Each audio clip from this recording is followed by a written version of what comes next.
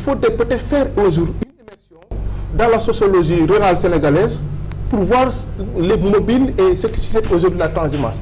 Parce que si vous allez dans certaines localités du Sénégal, le vote n'est pas conditionné par un réflexe citoyen. Dans certaines localités du Sénégal, le vote est conditionné par un réflexe ethnico-culturel. Ce qui fait qu'aujourd'hui, le responsable politique qui est à Guinimaha, qui est chez moi dans le salon, il est dépositaire, quelque part, dépositaire de la confiance de ceux qui l'ont élu. Ce n'est pas pour rien que lorsque un parti perd un pouvoir, si vous êtes dans certaines localités, on vous dit que mais yo, donc vous devez transhumer, si vous allez même dans certaines communautés, on vous dit que nous, on est du contre-bourg.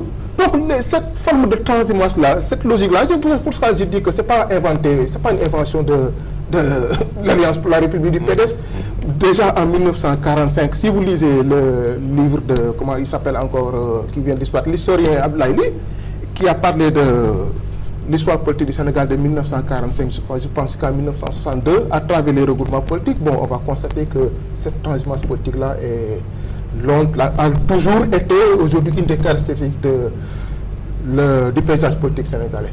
Ce n'est pas pour l'encourager non plus, mais également Macky Sall ne doit pas l'encourager. Non, moi je ne dis pas que... Je ne suis pas dans une logique de dire qu'il encourage ou qu'il dénonce. Non, je crois qu'on est en politique.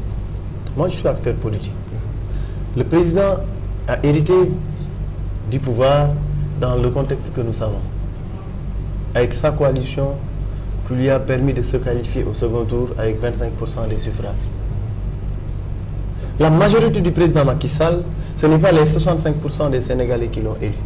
Mais c'est bien les 25% de la coalition Macky 2012, plus maintenant, disons, cette addition de force qui le rejoint, qui soutient son action et qui pourrait lui permettre effectivement de pouvoir s'appuyer sur des leviers trop solides pour se faire réélire ou en tout cas pour assurer l'accompagnement politique dont il a besoin pour réaliser ces grands projets. Je crois que nous sommes dans cette logique. Et si nous nous intéressons à l'appel du président Macky Sall, qui demande véritablement, au regard, en tout cas, de l'œuvre de reconstruction qu'il y a à assurer, parce que quand même, les dégâts qui ont été commis ont été très au-dessus, en tout cas, de ce que nous en percevions pendant que nous étions dans l'opposition. Nous savons également que le contexte mondial... Les réalités du pouvoir. Même pas les réalités du pouvoir, mais le contexte mondial est aujourd'hui marqué. Et au même moment où il précédait d'ailleurs, il est important de le rappeler, à cet appel-là, pour, disons, la fédération de forces politiques le plus large possible, pour consolider son action, pour le soutenir dans la réalisation de son projet pour le Sénégal.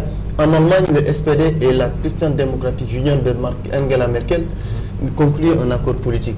Mais peut-on faire un boubou neuf avec des je ne le dis pas. Parce qu'on ne saurait nous condamner d'être dans une logique de recyclage certains utilisent le terme violent de déchets politiques qu'on nous cite souvent. Si toutefois, demain, ils se retrouveraient avec, disons, des positions qui leur donneraient la possibilité, en tout cas, d'exercer le pouvoir central, en tout cas, d'être un certain nombre de centres de décision, en tout cas de leviers de décision.